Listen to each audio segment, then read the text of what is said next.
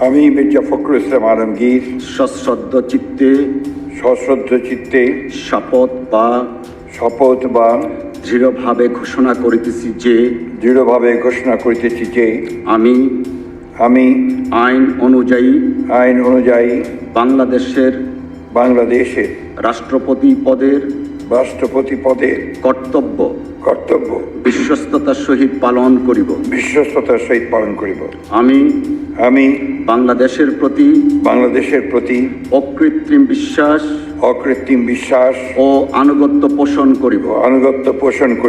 আমি সংবিধানের রক্ষণ সমর্থন ও নিরাপত্তা বিধান করিব এবং আমি